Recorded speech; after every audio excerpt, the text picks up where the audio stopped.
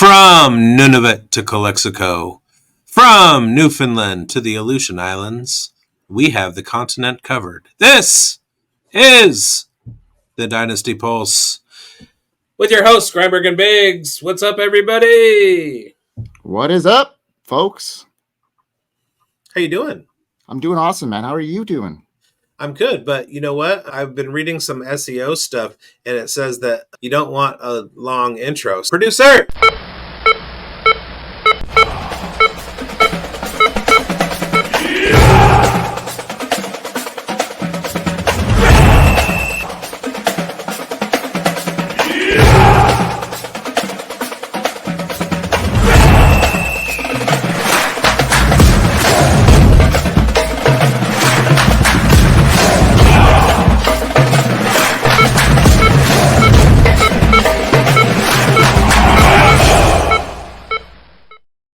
What is up, everybody? It's Grindberg and Bigz. It's the Dynasty Pulse. It's Thursday night. I'm watching my bracket get absolutely destroyed. Kentucky is about to lose, and it's crazy.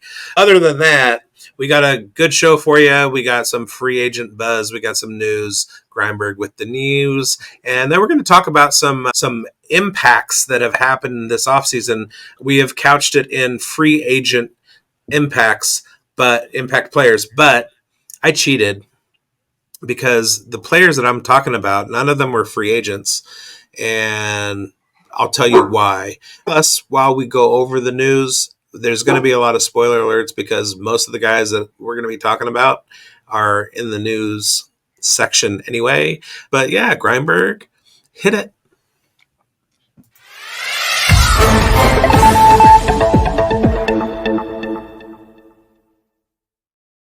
All right. And don't forget to like and subscribe, everybody. Exactly. You're going to see that a lot in these. So we've got a lot of movement, and even since last week. So we have a full week since free agency broke, and we have some big moves like Justin Fields. Exactly. Being traded to the Steelers, Fields was rumored to become the backup in Pittsburgh behind newly acquired Russell Wilson. The Bears will receive a 6th-round pick that could turn into a 4th. Early this offseason, rumors floated around that the Bears were realistically looking for a 2nd-round pick for Fields. Unfortunately, free agency hampered his value, and several quarterbacks signed with the spots that surrounded most Fields' rumors. Wilson was one of those quarterbacks signing with the Steelers. The Bears now could earn a 4th-round pick from them, but he may have to defy all odds by playing 51% of the snaps during the 2024 season. It's all but likely this pick will now convey a 4th rounder and will remain a 6th. So apparently Fields is preferred to be in Pittsburgh as there was other offers around him. So the Bears decided to do Fields right. I'm not sure about that. Crazy times. It's been a very interesting to see how this will shake out. Biggs, what do you think is going to happen in Pittsburgh? Do you think Fields will eventually get that starting role, or do you think we have Russell Wilson cooking? No, but what it does lead me to is, thankfully, the Raiders weren't involved, because if they were dangling something for Fields, and they would have had him come in as the starter. They wouldn't have had him come in as a backup. So unless he wanted to be a backup, I'm just glad the Raiders weren't inquiring. But yeah, it's Russell Wilson's job until he retires. And by that time, the Steelers they might use Fields down the road a couple years from now, but he's never gonna be much in the NFL. All right.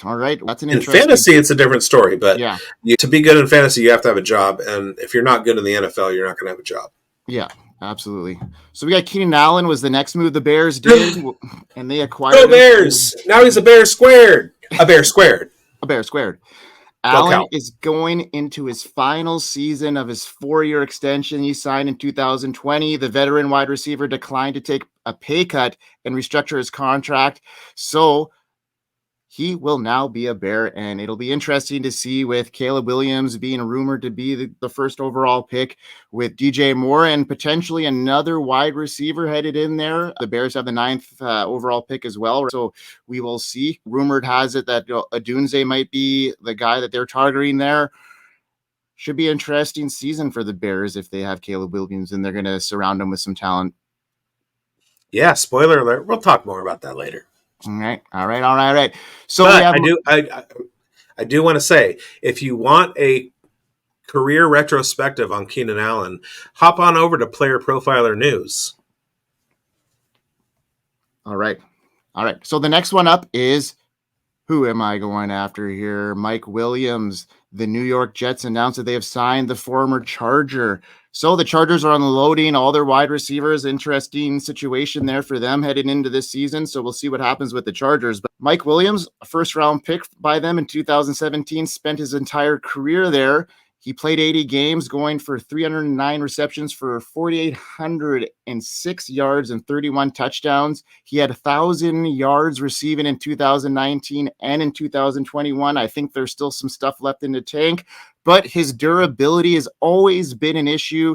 He's been banged up in 2017, and then he actually tore his ACL this year and is still coming off of that. So it'll be interesting to see where he and his rehab happen and when a training camp opens. But I think this is going to be a good spot for him to rejuvenate his career with the Jets. I love that situation there. The Jets are building a pretty good, solid foundation. They signed offensive lineman Tyron Smith, which is going to help their O-line, keep Aaron Rodgers healthy. Looking pretty good there in the Jets. What do you think about that situation now? There's never a scenario in which he's going to be better than Garrett Wilson unless Garrett Wilson gets injured. I never rely on Mike Williams. I don't think the Jets should either. He could be a really good veteran piece for Aaron Rodgers, and it does make the Jets better. Let's just put it that way. But in fantasy wise, he's never going to be better than Garrett Wilson. Yeah, agreed. He's going to be a big red zone target, I'm thinking. He's going to see those looks in the red zone because of his size. And if he could stay healthy, he'll be potentially a 10-plus touchdown kind of guy. Maybe the yardage and the receptions won't be there, but depending on if Aaron Rodgers can stay healthy too, that could be a possibility there. So an interesting situation nonetheless. Alexander, yes, just like your hat. Boom. The opposite of this Jets, though. We have a very good team right now. Alexander Mattison is now a Raider. Interesting situation there. It's true.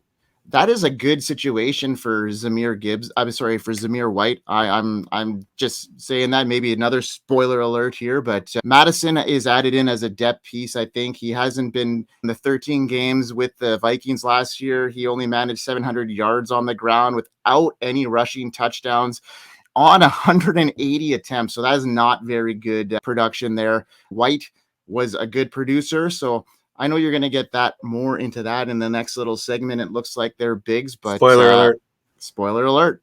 And we'll move on from that one. We got a couple of low-key signings here. We got Josh Dobbs of the 49ers taking Sam Darnold's spot. That's just more like a backup situation. And then Rico Dowdle. This one is weird because the Cowboys don't have a lot of depth right now. They got Deuce Vaughn, Malik Davis, and Snoop Connor. Rico Dowdle with the signing might be the lead back, but obviously the Cowboys are in the market for a running back, and it might be in the draft. What do you think about a guy like Braylon Allen as a fit in Dallas there, Bigz? I was going to say not so fast, my friend. Obviously, from last year, the Dallas Cowboys don't have a lot of holes to fill. They just need to, learn how to win. Maybe they were convinced that Rico Dowdle is good enough to be their lead back. They already have 4 backs. Maybe go over to Spot Track, look at who they benefit from letting go. It's not Deuce because he's still on a rookie non-first rounder contract. It's not Dowdle. He's a little bit older. And it's not Malik Davis because he's also older. And then they have Snoop Connor, who's also older. So they have this grab bag of guys who have been RB3s and Deuce Vaughn, who's younger than everybody. But Rico Dowdle, he stepped in quite a bit last year and was more fun than Tony Pollard. Mm-hmm. So maybe the Cowboys focus their draft efforts elsewhere than the running back room and go ahead. You've got the QB4, my QB4, and the wide receiver 1, my wide receiver 1. How much do you need to mess around at the running back position? You just got to hand off the ball to somebody who's going to get you 4 yards of carry. And Rico Dowdle can totally do that. Also, Rico Dowdle is a heavy favorite of our fearless leader over at Player Profiler, Matt Kelly. He is a big-time Rico Dowdle stan. And who knows, maybe Matt is right about something. Yeah, man. I I'm kidding, Matt. You're right about everything. Absolutely. It could be a call there. Yeah, who knows? And that's why I bring it up. Like they're the spot where it's going to be like a lot of people were looking at that spot as a landing spot for some of these free agent running backs that just got plucked away like nobody's business, and now there's nobody left. It'll be interesting to see what happens there in the draft too. I'm anxious to know. Yeah. One more big name, not a big name, but a really cool situation there. And I think there could be some potential there with Devonta Foreman signing with the Cleveland Browns on a 1-year deal. The terms have yet to be announced.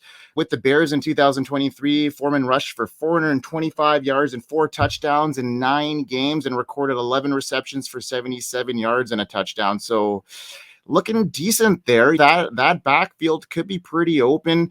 It looks like it might be a committee to start the year with Jerome Ford and Pierre Strong, because we are not sure what is going to happen with Nick Chubb. He is not expected to be ready to start the season from what I hear after that knee injury in week 2 last year. So Foreman could actually be the lead back headed into camp. Not sure what's going to happen there. What do you think? Do you think Ford has done enough to be the lead guy, or is it going to be a Devonta Foreman-Ford split?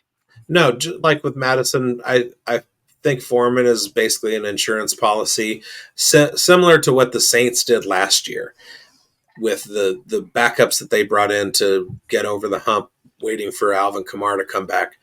There is a small likelihood of Nick Chubb actually staying with the team after his PUP designation is over. They can put the PUP on him, and then they can wait and see how he is when he comes back. I think 4 games into the season. I don't think Foreman's going to be much more than a roster filler. I think Jerome Ford and Pierre Strong, they've got the reins, and I don't see a lot from Foreman.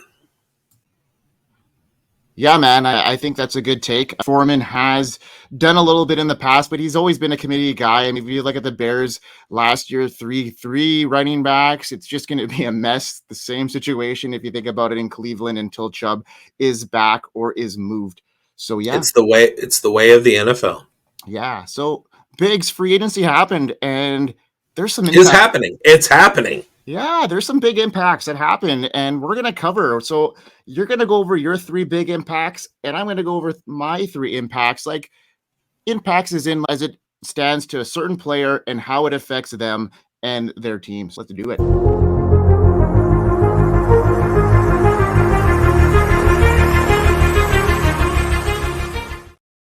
My first free agent impact player is Zamir White, Las Vegas Raiders running back. Now, the Raiders signed Alexander Mattison. They re-signed Amir Abdullah. They allowed Josh Jacobs to float to the Green Bay Packers in free agency. Zamir White was the only running back left in the running back room at a certain point. So now he takes over. He had a 4-game audition at the end of last season when Jacobs was out with an injury. And in those 4 games, Zamir White had 3 games over 100 total yards. It's reasonable to extrapolate that at 21 carries per game, which was his average, and at 4.3 yards per carry, which is about what he did, and I think Jacobs was about 4.1, so that's about what you're getting from that offensive line, which they're trying to improve this year. 21 carries per game over 17 games at 4.3 yards per carry. Zamir White could be flirting with 1,500 yards rushing for the season. He's going to have some positive touchdown regression. He did have higher yards after contact per attempt than Jacobs did last year. He has a higher athleticism score, and he's younger with less tread on the tires. He had a very similar usage pattern in the receiving game and in the running game too. They had pretty similar carry rates. I think Jacobs had a few more carries, but essentially, Jacobs got bogged down in the Josh McDaniels offense, and then once he started his return right before Zamir White took over, he started getting a little bit more run. Zamir White carried that over, and he looked really good. In the receiving game, They each had roughly 4 targets per game when they were full time, and that's a pretty good rate, especially for a bell cow back. Antonio Pierce's intent to establish the run. Luke Getsy has said that they're going to employ a zone run scheme this year. 2024 Zamir White is about to explode. He's a very solid PPR RB2. He's got RB1 upside with the idea in mind that he can carry his stats over into a full season and flirt with that 1,500 yards. If he comes up short of that at 1,200 yards and he puts together 8 or 9 touchdowns, he's going to be in the conversation to jump into that top 12 as a running back. Go out and get Zamir White. Trade. I'm looking at him in startups. I'm getting him as like my RB6. His ADP is still so low. He's an absolute value right now, especially with the potential there. Yes, they might go get a third day running back in the draft, but we're talking about somebody who's going to be supplemental to the offense, an Isaac Garendo, maybe a Bucky Irving, somebody like that. They're not going to spend a lot of draft capital on a running back at this point. So Zeus is loose. Let's go. Let's go, Zeus. I love that call. Just he's already avoided a bunch of landmines already. Like Alexander Mattison is not a landmine in my opinion, and he's gonna have to escape the draft. Essentially, he's looking very good, and I love that call, Biggs. What do you got next for us, brother? My number 2 free agent impact player was not a free agent, and he was barely impacted by a free agent moving, but he was mostly impacted by a trade. But I mean, I'm being ticky-tack here. I'm, splitting hairs. And this guy has been an oft-spoke of topic betwixt Grindberg and I, and that is Pittsburgh Steelers wide receiver 1. Oh, it feels so good to say that. George Pickens. All right. In 2023, Pickens had more unrealized air yards and a higher number of uncatchable targets than Deontay Johnson did, who's now gone. He also had more deep targets. He ranked 25th in air yards per game in 2023. But here's the kicker. Russell Wilson is now in the building. Last year, Kenny Pickett and Mason Rudolph had on-target percentages of 71 for Pickett and 56% for Rudolph. When Mason Rudolph was in the second half of the season, his on-target throws were 56%. Russell Wilson was at 78%. Now you start looking at a higher number of uncatchable targets than Deontay Johnson in fewer targets. The ball is going to start landing in George Pickens' hands, and he can go get it. You talk about his separation. Oh, he doesn't get separate, whatever. You can be in his back pocket. He's going to steal that ball from you. He's so fun to watch. Russell Wilson was also 8th in true completion percentage, 8th ranked in the entire NFL among quarterbacks in true completion percentage. He threw as many catchable balls as all 3 Steelers quarterbacks, 100 fewer attempts. With Russ and his catchable ball rate, Pickens should see a plus touchdown regression, an increase in catchable target rate. Now, in 2022, as a rookie, Pickens was wide receiver 48. In 2023, he was wide receiver 36. He's currently being drafted ADP 66 in Superflex startups behind Christian Watson, Quentin Johnston, and Jerry Jeudy, none of whom are wide receiver 1s on their teams. He's going to be a third-year, top 24 breakout this year, and he's going to carry top 12 upside with him. George Pickens, lead the way, baby. All right, Biggs. I'll let you have this one. Your moment of glory. That's good. I think he's going to have a good year. I don't think Russ is going to be able to get the ball downfield as much as he used to be able to. So there's going to be some issues there. And I do think freaking Arthur Smith there is going to maybe Drake London him a little bit. He's going to have all the targets, and he's going to have the cat's meow, and he's going to eat there. So yes, absolutely. I hear you. And I have 2 rebuttals. Number 1, the first being the deep ball. I watched Broncos games last year, not on purpose. It wasn't voluntary. Didn't. Shut up. But nobody watches Broncos games on purpose. When the Raiders were playing them. Okay, fair. Also, when they were going to lose, because it's a Schadenfreude thing, but I saw plenty of throws downfield where Russ was chucking and Cortland Sutton was coming up with the catch. And that's exactly the kind of deep ball receiver that George Pickens is. Russell Wilson can just chuck it without fear, and Pickens is going to get to the ball. He's great with the yak yards too. I think this is like, we've been waiting for Pickens for a long time because we've known that his talent is like out of the building. He was coming back off of an injury as a rookie, so it's understandable that he had a wide receiver for a finish. Last year, he was saddled with some of the worst quarterback play we've seen, and he still finished as a wide receiver 3. He's going to benefit from better quarterback play. He's going to be great. The other thing is the Arthur Smith thing. Arthur Smith as a head coach is not Arthur Smith as an offensive coordinator. We've seen Arthur Smith in both roles. And last year with the Atlanta Falcons was Arthur Smith as a head coach. Arthur Smith as an offensive coordinator made A.J. Brown fucking A.J. Brown with Ryan Tannehill as his quarterback. There's no reason that Arthur Smith isn't going to get the ball to George Pickens at similar rates to what he did with A.J. Brown. The whole Arthur Smith is bad talk. That was more Bijan Robinson related with a terrible quarterback than Arthur Smith. So we can move on from that. George Pickens to the moon, baby. All right. Who do you got next there, Bigz? My last one is technically a free agent, but he's not even in the league yet. That's Caleb Williams. I'm cheating again. Caleb Williams is a draft pick. And he wasn't helped by free agency. He was helped by the trades of Justin Fields out of Chicago to Pittsburgh, and Keenan Allen, #GoCal, into the Bears squared wide receiver room. Those weren't technically free agent moves. Now, Allen adds supportive hands to the receiving core, and that receiving core now includes Allen, DJ Moore, Cole Kmet, who's my tight end 12, Gerald Everett, who is capable of a 600-yard year, and running backs DeAndre Swift and Roschon Johnson, who are very capable pass catchers.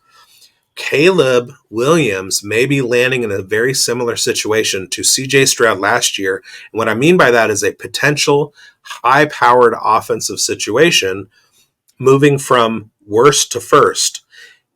And I haven't even started talking about Leb's profile yet. Yeah, that's what the cool kids are calling Caleb Williams, Leb. I think I might be the only one. Do you want a generational quarterback prospect with the first in the draft?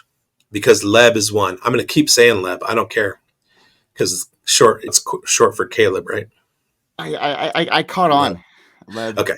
Leb Willie. I'm not a huge fan of incoming college quarterbacks, but Caleb Williams is already my QB 10. Now, CJ Stroud was my mid-teens quarterback last year, which allowed me to fade him and pick him up in Superflex, and I've talked about it a lot. But Williams is my QB 10. He hasn't even played a game yet. We don't even know what team he's going to be on, and he's a top 10 quarterback. People have been trying to slander him over the last 8 months, but if you notice, none of it, get it? None of it. It's a area in Canada for those. None of it is about his ability. It's about his crying after a game or his not doing anything at the combine. His physical superlatives are never really attacked. And the people who fade him on Twitter are clout chasing. If you want to know the true dope about Leb Williams, read the experts, right? Lance Zierlein, he's the NFL.com like major prospector guy. Caleb is his 101. Daniel Jeremiah, everybody listens to him around the combine. Multi-platform power and finesse, he says. He makes defenders look silly when he runs. He has special creativity. He has franchise-altering upside.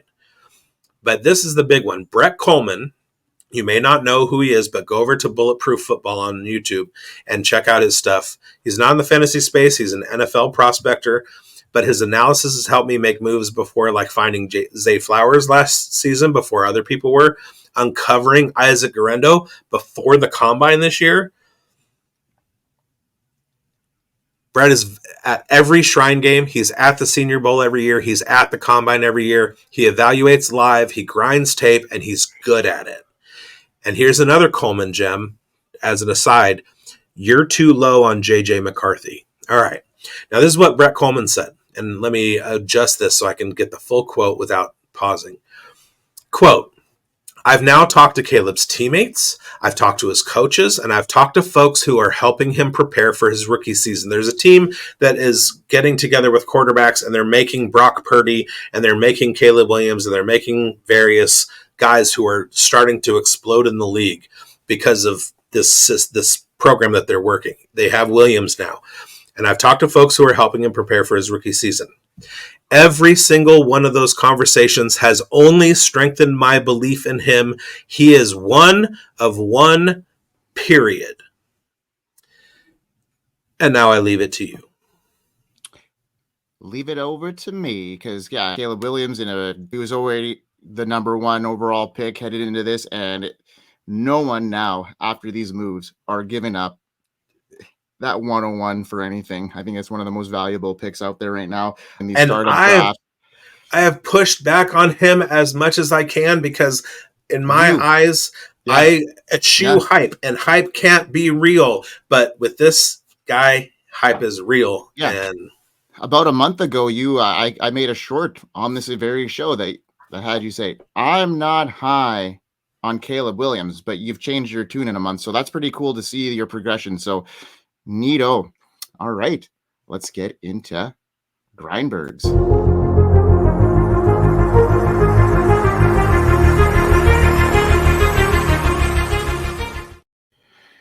All right, so I guess it's my turn to go over my free agent impact player, and my number one player is Josh Jacobs. Adding Josh Jacobs was the first of two surprising moves the Packers made during free agency. The second was informing veteran Aaron Jones he was being released. With Jones out of the way and A.J. Dillon a mere backup, the path is clear for Jacobs to take on another featured role. Jacobs rushed for 5,545 yards in his career with the Raiders, averaging a nice 4.2 yards per carry. He has 46 rushing touchdowns, second most in the NFL since 2019. Behind only Derrick Henry. Jacobs led the NFL in rushing yards in 2022 with 1,653 rushing yards. What a great season that was. And he was a first-team All-Pro. In 2023, however, he missed 4 games, going for only 805 yards rushing and a 3.5 yards per carry. So his efficiency definitely took a dip and was a career low. But the Packers are counting on a bounce back campaign from the former first round pick, and they might expect more out of him as a receiver too, as Jacobs has good receiving chops. He had it in Alabama when he was there. I think he just wasn't used that way in Las Vegas through his tenure there. So I think with Jordan Love looking like he could be checking down a bit more this year, I could see Jacobs in the possibility of the 70 target range I'm hoping to see. I can easily see Jacobs reliving his 2022 campaign where he finished as the RB3. I have Jacobs as a huge riser this year, and I'm buying him in most formats. Jacobs rose up quite a bit right now,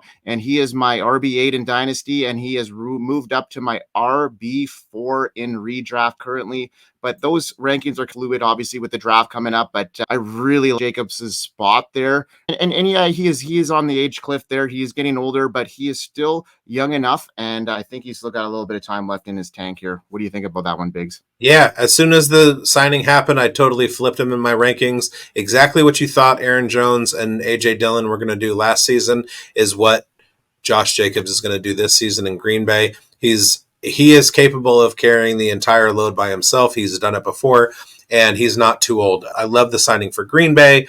I love the Green Bay pasture for Josh Jacobs. I can't tell you how much I love that man and am excited for that whole situation, especially the fact that people were out on him because of his injury. So buy the dip, take advantage of the value, and grab him.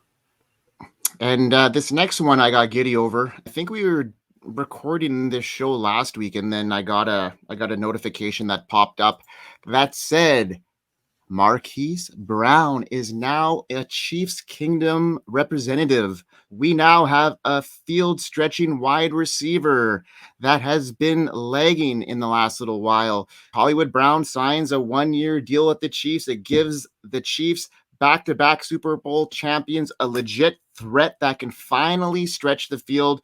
They have a much-needed veteran presence now and a weapon outside the pair of superstar tight end Travis Kelce and Rashee Rice. Mahomes and Andy Reid now have a weapon to deploy, and it looks like they might be looking to hit history and getting back-to-back Super Bowls. We will see. But the Ravens selected him 25th overall in the 2019 draft, making him the first wide receiver selected that year. He had a really good start to his career with his yards per route run. Pretty impressive to start his career. That has been on the decline since his first year. Worried about that, but he still commands the targets. In 2021, he had his best season as a pro. He recorded 91 receptions for 1,008 yards and 6 touchdowns, ranking him second on the Ravens in all 3 categories of receiving. So he was a really good threat there. He's a speedster down the field. Overall, he has been lights out for the Ravens in that year, but now he's here with the Chiefs, and all this to say he should provide the Chiefs with a versatile weapon capable of creating big plays in a variety of ways. Despite the postseason success, the Chiefs have struggled on offense in 2023. A less than impressive wide receiving core plagued with drop passes and regularly came up short on big plays was a huge factor on that. And now Brown comes in and he's got better hands than the wide receivers that have come in this room in the past. It's really good news for Rashee Rice, which he'll take on a very similar role that he did last year, but I think his lackluster ADOT will increase in year 2 with some more protection or some more coverage going towards Marquise Brown. So I'm liking this move for the Chiefs. As far as Brown's fantasy production, I'm looking for him to be right around the fringe of an wide receiver 2. With some weeks, he'll probably spike to a wide receiver 1, depending on the game. He should have a good year, a good prove-it year, and he should be motivated to land a big contract in 2025. Brown to the moon here. I think the Chiefs are really looking good now after that move, and we'll see what happens there. Yeah, I've always considered Marquise Brown to be a little bit overrated, but I have no problem in moving him up my ranks with his move. I like it. Yeah. And now my last one here is it's Tyjae Spears, because he was pretty impacted by this move, I'd say. But to quote the great Bigz, I am not worried about Tyjae Spears because of Tony Pollard. I tend to agree with my good friend Bigz. Playing as a sophomore, Spears racked up 863 yards in college there on 129 carries and 145 receiving yards on 19 receptions. In 2021, he blossomed, and in 2022, he rushed for 229 times for 1,500 yards and 19 touchdowns. What a great senior year in college there he had. Super impressive. There was teams that were off of Spears in the draft because of his ACL, and then he got a really tough landing spot with the Texans. They selected him 81 overall in the 3rd round, coming into a Derrick Henry backfield. Many thought it would be hard for him to break into Henry's workload, like so many have failed to do in the past. But we saw that young running back emerge, and he did coexist and was a fantasy option that was playable most weeks. So Spears clearly had a much different skill set than Derrick Henry. But now comes in Tony Pollard, and that decision really, shakes my head a little bit weird. Like, why did they bring in a back that has this very similar skill set? I am very high on Spears still, but I just think that Pollard threatens Spears' role a little bit. Unfortunately, it does cap Spears' ceiling. The hopes of him becoming a true workhorse back is probably gone. I can see these guys splitting the work almost 50-50 with the Titans going with the hot hand most weeks. Spears is still a top 15 Dynasty running back for me. I still have him as my RB12 in Dynasty, but I am still picking up the pieces from the frenzy. So we've have to experience. This is all fluid, and I'm going to have to reassess my rankings right away, but I still have Spears as a bright spot there. Pollard is going to take away from him, but I still think he's got a really good opportunity. He was splitting the backfield with Derrick Henry last year, so he's going to have an increased role regardless if Pollard's there. I disagree. I don't think he's going to be diminished by Pollard's presence at all. I don't have any problem with Pollard being there. In fact, I drafted Tyjae Spears as my RB2 in the 12th round in this freaky startup that we've already started. We're in round 30 out of 102 rounds, and we start 1, 2, 3, 4, 5, 6, 7, 8, 9, 10 running backs. Start 10 running backs. Tyjae Spears is my RB2, and I'm going to win this league, so take that for what it's worth. All right, man. Okay, that makes me feel a lot better about all my Tyjae Spears shares that I have. And what about the ones that you traded to me? They won me a championship, so it don't matter. It's all about the chip, baby. It's all about the chip. Okay, Bigz, let's send us off. Send our viewers off with a good note here. Yeah, I got to scoot over to the Undroppables side and do my Raiders biz. Thank you guys for watching. Subscribe and click the bell. We will be with you next week. And we got more news coming because we are always on the grind. He's Grindberg. I'm Bigz. This has been the Dynasty Pulse. I hope you win.